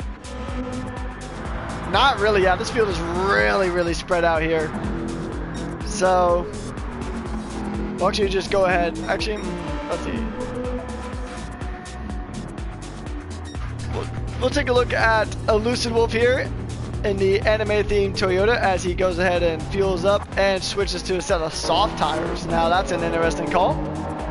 Gonna definitely try to claw back some time to Kenneth up ahead in that McLaren 650S. I almost called it a 570 for some reason. And then we have Tama, who is pretty much in a place of his own. So we'll have to see how that one plays out. Sofa currently in P3, Ellis in P4, who did gain a little bit of time there to FLX, I believe, but not a lot. Still about a minute in between. And then this field is pretty much spread apart. We'll take a look at Fleety in the pits. So here's a question I want to ask the chat while we don't really have any ongoing battles to really speak of. So do I want to reuse questions from a prior week? Alright, you know what? We're going to switch it up. So, we know the Circuit de la Sarthe is a very famous track, right? Obviously, it's been hosting Le Mans since 1920. Had a few gap years because of World War I and World War II. One of the few tracks to actually kind of exist during both wars, I think. I might be a little off. I think maybe World War I was a bit before. I don't have the exact years for that one as memorized. But did you guys know that there is actually a smaller layout of this track that is, it's still FIA grade 2, meaning that it can't host F1, but it actually hosts MotoGP. It's called the Bugatti Circuit. It's a smaller track. I've driven it on Assetto Corsa and F1 and GT3 cars, and honestly, I think it could be a good addition to this game. Because I mean, I know there's a lot of requests from fans to add new tracks, you know, all that jazz. So if they kind of didn't want to like fully add new tracks, they could add a new layout to this track here. And now for those of you who will be voting when it comes time to vote for the new tracks, Would you rather vote for this version of Le Mans, or would you rather vote for the Bugatti circuit of Le Mans? Or just kind of go for both and see which one gets more favorites or gets more votes. I would personally vote for the Bugatti circuit just because it's not really used a lot and you don't really see it a lot, but it is up to racing standards because they use it for our MotoGP. I think it's still only counted for this year as well. I don't watch MotoGP a whole lot, but I do keep up with it because they do run on some really awesome tracks. I know there's honestly pretty much almost every MotoGP track would do really well in Gran Turismo or any other racing game for that matter. So I think that would be a lot of fun to go and see the Bugatti circuit here. Or maybe even Paul Ricard. I know Paul Ricard is not everyone's favorite track, but it is fun to drive on, and they use it in the GT World Challenge. So, yeah. Those are just questions from Rekus. And I guess I will go ahead and throw in a question again from when we were having questions in Spa. What track would you guys add to Gran Turismo if you could add any track? It could be any track. Personally, I would add some more of the World Endurance Championship tracks, and obviously some more of the F1 tracks. Like I'm not Canadian by any stretch. I do have some good friends who are Canadian. I do think Canada does need a real track. Lake Louise can be fun, but like we need something that you're actually gonna see in league racing. Like the circuit, the Canadian Grand Prix would be a good one. Don't want to butcher it too much, so I'm not gonna try to pronounce it. But looking at a German driver makes me think of a German track. We could go back to the Hockenheim ring. We could bring that into Gran Turismo. As we see FLX flashing his lights quite a bit. He might just be getting bored out there because he is about a minute ahead of this entire pack. And then I could probably name a track for each country, honestly, except Solfa and then Tom and Kenneth, because I'm not even sure what flag that is. I think I've seen it before. I don't exactly know what flag that is for Tom and Kenneth. If anyone knows, please go ahead and inform me in chat, because I'm not too sure, honestly. I know Solfa is a Greek driver. I know there's some tracks in Greece. I just can't think of any off the top of my head, but I'm pretty sure everybody and their brother would start putting Silverstone on league race calendars if it wasn't Gran Turismo. For America, probably the go-to is COTA, or Circuit of the Americas. I know that's been dynamite for Lord knows how long, but hopefully we actually get to see it. Portugal, obviously, Portimao would be a fun track, obviously, the Algarve circuit, and that's pretty much all the nationalities we have here on track.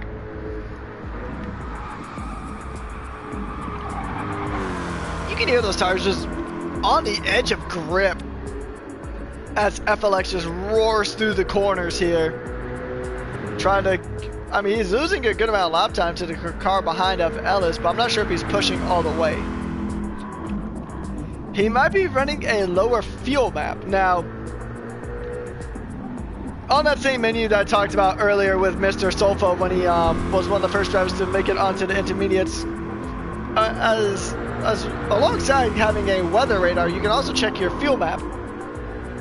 You can change it from numbers 1 to 6, with 1 being full power and 6 being full lean. So FLX might be putting his car on a bit of a more leaner strategy. Now, I know what you may be thinking. What's the benefit of running a lean setup compared to a power setup? Well, if there's no fuel consumption, then there isn't a point, and actually won't even give you the option to change your fuel mapping. But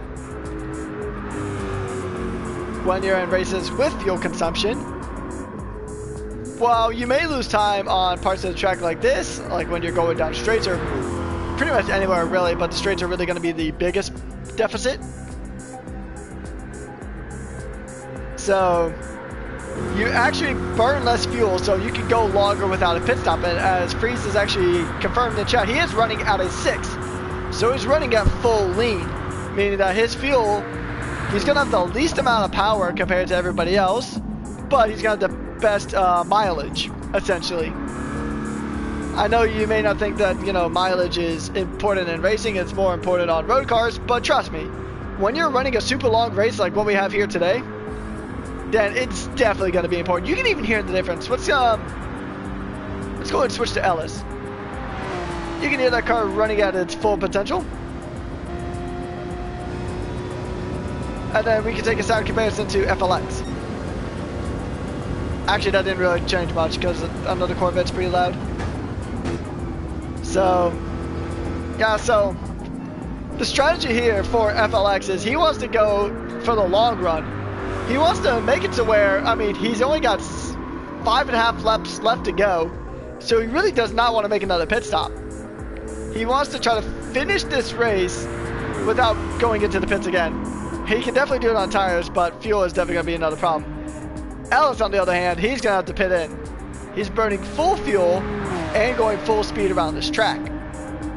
So he's going to have more power, and he's definitely going to have FLX beat on when it comes to straights. But FLX is going to make up that time by not pitting.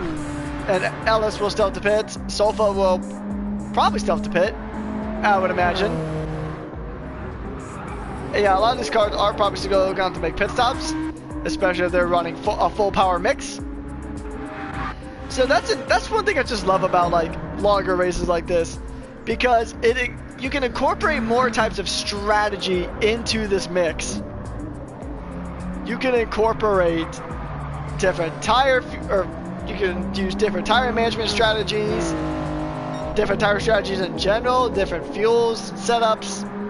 There's so many different things that you can toy around with when it comes to these longer races that it's really fun, and it really not only tests the driver's raw skill, race pace, and racecraft, it also knows or shows that they can play a lot on the management side too. My mom always told me that you need to pick and choose your battles, and in this case, FLX is choosing the battle of management versus the battle of just raw pace. And I mean, yes, he is losing time. He is 12 seconds off of his fastest lap. That's not really going to matter much in the end. Well, yes, if he keeps up 12 seconds a lap each lap, then yes, Ellis is going to catch.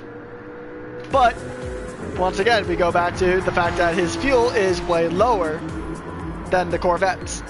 So it is interesting here. I love seeing the different kind of strategy play we have going on here.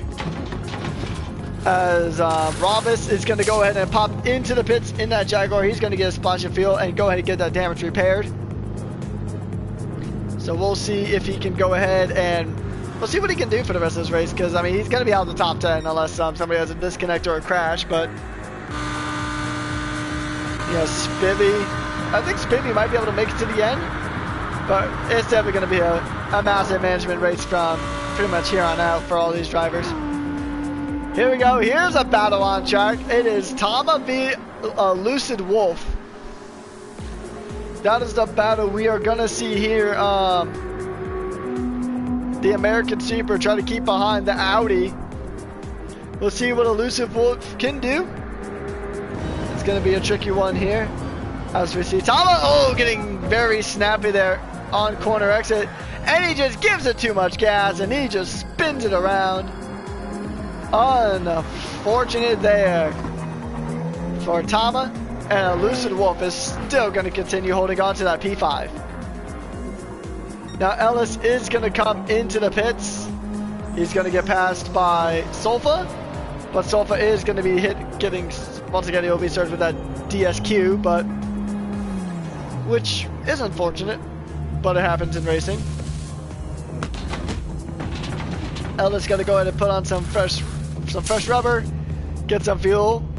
Still got 5 laps left to go this race, so it might be almost a full tank even. At least a half a tank, or probably 75% of a tank, I would guess. Yeah, around 75. Yeah, close enough. But he's still got a pretty good gap to Kenneth behind, so I think, and Kenneth is actually going to make his way to the pits as well. His car is basically out of gas. But Elusive Wolf, if he can manage here still, he could. A podium's up for grabs here for the Supra. And with the championship leader down in, let's see, championship leader's down in 9th right now. He does have the fastest lap though.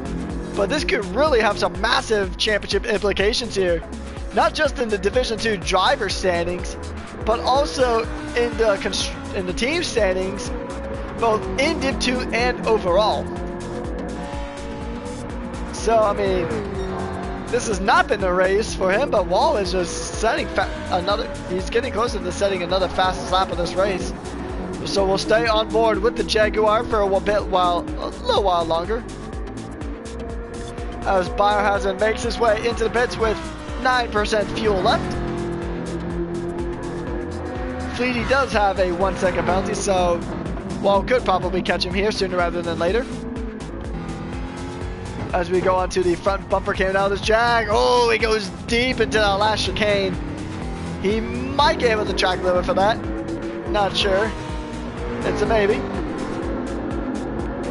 I think he got away with that one.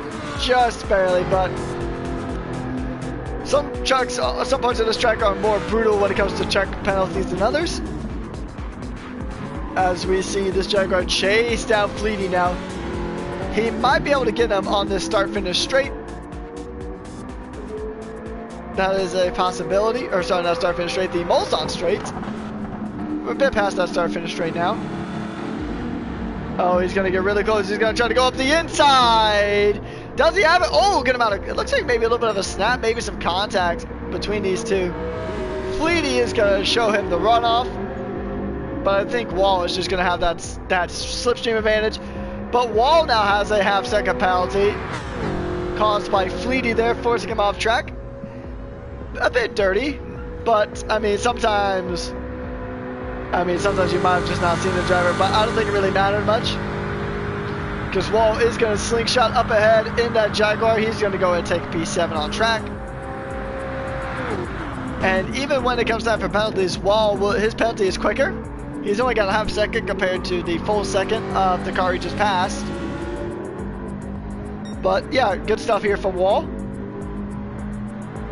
He did set the fastest lap of the race 2 laps ago with a 4:04.9. I think that's around the quality lap time we saw too, so he's got pace, just had a really unfortunate start to this race. That really kind of threw it off for him here. He's going to go to the second of the chicanes here, the Mulsanne straight. Going to nail it to perfection. He's just actually pulling away quite significantly there from Fleety. And Fleety's on newer mediums. So, I mean, theoretically, Fleety should be able to catch. But once again, like we talked about with FLX, he might be on a lower fuel mix. So he doesn't have to pit again. That's a maybe.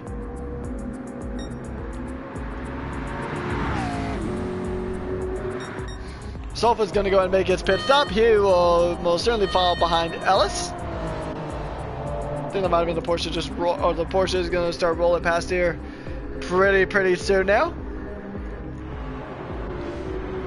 As we're going to go ahead and watch and see the comparison. Ellis does not have to make another pit stop. He could even go for fastest lap once everything gets sorted. Yeah, before the tire change was even done or even started, Ellis was already right about to pass him. So yeah, this pit lane, we're down to 3 laps left to go, by the way, which, I mean, it feels like this race has gone by pretty quickly, but indeed it has been 1 minute and 14 seconds. And we're actually only about 2.5 laps left to go here for the German driver of FLX. Interesting stuff. I just want to go see for comparison, what lap are we on for Division 1? I'm gonna go check it out. Oh, they're on lap 18, so they're not that far ahead of us.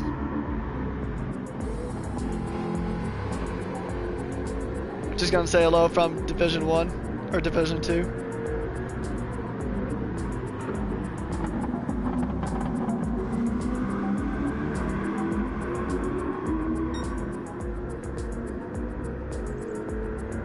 Yeah, so they're not too far ahead of us. So definitely, after this stream, go check out the Division 1 stream on YouTube. And you are indeed correct, Brumo. We did talk about it earlier that this driver right here, as impressive of a drive as he's had, he is unfortunately in the wrong car, so it will be a disqualification. So a lot of these drivers will go in and switch up, which is why this driver right here, barring an incident, is very likely to go ahead and get a podium, which I believe will be his first of the season. So, unfortunate. Hopefully that's the only time we have that this season, because it's really unfortunate. I mean, Solfa's had a really good drive there in that Alfa Romeo, but it's just a bummer that it's really going to be all for nothing with a DSQ from this race here in France. Gonna take a look at some of the other cars we haven't really checked in on a while. Damo, a few laps down, currently going, just exiting the Mulsanne straight, now onto the back straight before the Indianapolis corners. Seconaz has really not had a strong race here at all. Had some good moments, but I guess just some incidents and just compounding problems really threw Seconaz down the order to the bottom of the grid, which is unfortunate. And then we'll do actually a full set of driver check-ins. So coming across the line and about to start lap 18 out of 19 here in Division 2, FLX, who now also has a half-second penalty. He's been leading this race for honestly a majority of this race. It's been a really solid, really consistent drive for him. Ellis, currently in P2, who's also had a really good drive for himself. I believe this will be his first podium of the season in Division 2. Good stuff there from the Velocity Racing Porsche. Solva will be disqualified at the end of this, so unfortunately his position doesn't matter, which is a real shame. Elusive Wolf, who has a half-second penalty, will inherit P3.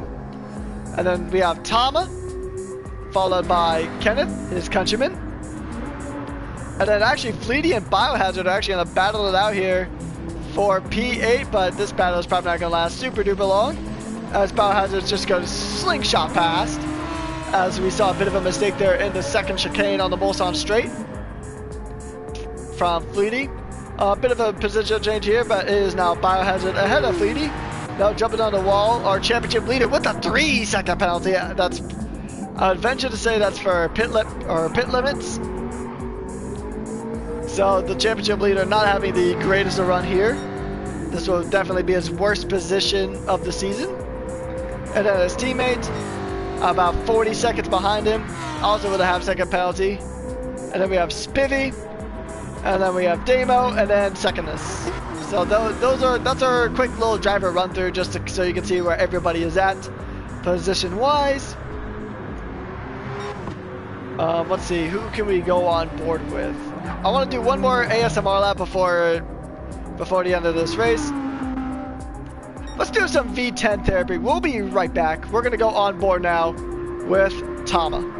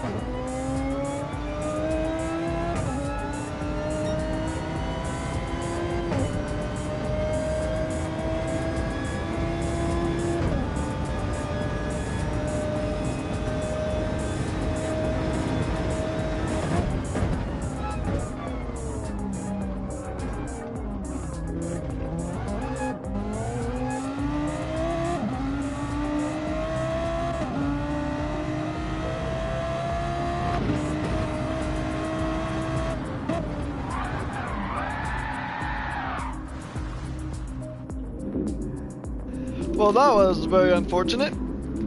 Go ahead and get a replay of that from a different perspective. So he's going through the Dunlop corners here. And what's this? Oh, he just goes straight. And then there's not a lot of grip there on the runoff there. And I think he just touches a little bit of gravel here. Yep, he got a little bit into the grass. Yep, there it is. Yep, there it is. That was the moment. Yeah, really unfortunate stuff there. I mean, I don't think he's really going to lose his position. He's going to lose a lot of time, though, so a podium is definitely on the question for Tama. But, I mean, I don't think he's in any danger of losing his P5. So,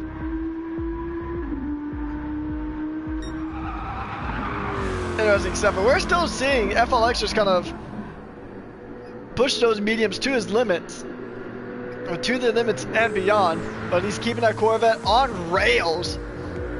And now, starting the final lap of this race, FLX will take the 19th and final tour around this circuit.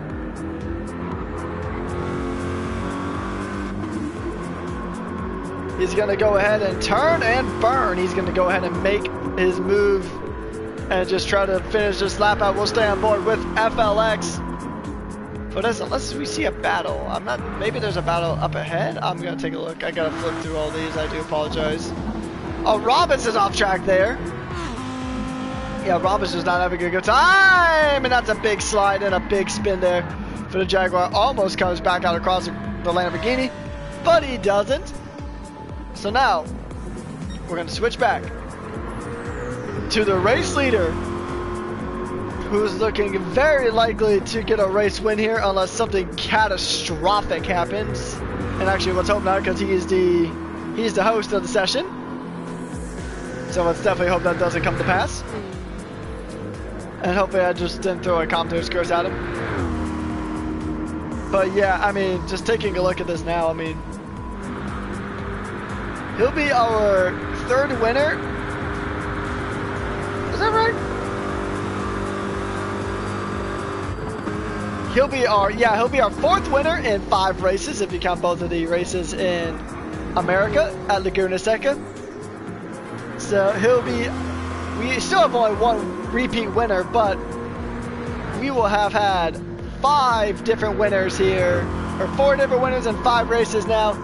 It's his last trip down the Mulsanne Straight in that Corvette. He's had a very excellent drive, a near flawless race here from FLX. He had a few moments, but nothing could have really shooken his lead up. He played the strategy game. He did the fuel map. He did exactly what he needed to keep this race in his control at all times. And I mean, what a drive from the German driver. Go ahead and take another quick look through everybody else. Ellis is still in P2. Elusive Wolf is in P4. As he will start the final lap. Not sure I'm there to Elusive Wolf. Tom is going to come into the pits, and that's his race done. So we're only going to have 4 drivers on this lead lap that are going to, still 4 drivers on this lead lap that are going to finish, but I wonder if Tom is actually going to lose a position. I want to stay on board with this because he might actually lose a position here in the pits. Oh, he will give everybody the final lap. That makes sense because FLX hasn't actually finished yet, so Div 1 is done. Because I think some of the Div 1 drivers are actually popping into this server now. So FLX has only got a few more corners left to navigate, and then he'll be our 4th race winner in 5 races. And Tom is going to come out of the pits just behind Tom. Actually, he does. FLX does go a bit wide there on corner exit. We're going to actually take a look now at what could be a battle between Biohazard and Tama. Probably not too much of a battle, though. We won't stay on this battle for super duper long, as we do have a race winner coming up. So let's see. We'll do a quick little check through on everybody else that we didn't really check through. Kenneth is currently in P5, followed by Biohazard, Tama, Fleety, championship leader with a half-second penalty, and he's got a car right ahead of him. Fleety. Oh, he's gonna make the pass! He's got the pass, but he's gotta build that half-second gap. But what really matters right now is this Corvette that's on your screen at the moment. He led from the outset. and pretty much just stormed away with this race through strategy, through pace, and through consistency. Your winner here at Le Mans after 19 laps, FLX takes the checkered flag here at the Circuit de la Sarthe. He wins by over a minute and a half, or almost a full minute and a half, over a minute. Well done there for FLX, and it's going to be a tight battle here for P2 and P3. We'll see what's going to happen here. And oh, Sofa goes deep. He gets the pass on track. This is going to be the battle for on-track P2. Obviously, regardless, Ellis is going to get P2 because of this qualification, but this is still a really entertaining battle to watch here. As Sofa is going to try to regain that position on track. It's just for pride now at this point, just for bragging rights that, hey, I got P2 on track despite the disqualification. He's going to try to shake for a move. He's on fresher mediums compared to Ellis' soft tires, but I wonder what that ratio is going to be at this point. But I think Ellis is going to go ahead and bring it home. I think he's going to bring this one home. He'll be P2 on track and overall. Ellis is about to cross the line. He's only got 2 more corners left to navigate as that clock ticks down. Ellis will take P2 on track here. Sofa will try to make a move, but it's all for nothing, unfortunately. Ellis wins, or he gets P2. So it'll be the first podium of the season for Ellis. And then Elusive Wolf will get that final podium spot after the disqualification. He will go ahead and try to come across the line now. He'll be our next driver to come across the line, as we are on board now with the American driver in the Toyota Supra. He's only got another corner and another chicane to go ahead and navigate as it starts to hit night once again here in La Sarthe. And yes, I agree with Damo. Well done to everybody. Oh, wow. I just now realized that car is running on hopes and dreams at this point. No tires, no fuel, but a podium nevertheless for Elusive Wolf. Kenneth will be the next driver across the line as we're down to the last 30 seconds left. So Kenneth will come across the line. And actually, this is Freeze's first victory in a league, he says, or he says at least a true league. So well done to him. It was a very well-deserved race. Kenneth is going to come across the line at P5. There is going to be a few more seconds left. Kenneth is across the line. Tama, he's got 10 seconds to go across the line, or else he'll be considered a lap down. He's going to come across the line with a few seconds to spare. He'll come in P6. And then Biohazard will get across the line just in time at P7. Your winner is that man right there from the 9 Devil P squad, FLX. So we're going to do a quick run through the results here. FLX taking the race victory in that Corvette C7. He will go ahead and be followed by Ellis, and then Elusive Wolf, Kenneth, Tama, Biohazard, the championship leader who did get fastest lap by 3 seconds it appears. And then we have Fleety, Spivvy, Frenzied Rhombus, Damo, and Secondest, who is last on track. But it is Mr. Solva who will be last overall after the disqualification. Well, once again, guys, that was a beautiful race here from start to finish. It's always fun watching these cars go full speed through Le Mans, down the Mulsanne Straight. It's always a blast here. Changing weather, changing times, changing levels of visibility. This race had everything. I want to once again thank you guys so much for tuning in. Be sure to go and drop a follow so you don't miss any of the races that happen here on Twitch. And then go ahead and check out our YouTube channel, which is Zeus GT League. And that way you can watch all the races that were streamed on YouTube, commentated by the fantastic Inferno DJ. And then you can also see these races again once they get re-uploaded to YouTube. Usually they are re-uploaded the same day. But yeah, you guys definitely want to go ahead and check us out on YouTube and here on Twitch. Also go ahead and subscribe or follow us on Instagram at Zeus GT League. And yeah, without any further ado, my name was Rekus, and I was your host today for this race here at the Zeus GT League. It was another exciting round. Stay tuned for next week. You're not going to want to miss it. Have a great weekend, everybody, and take care. Goodbye.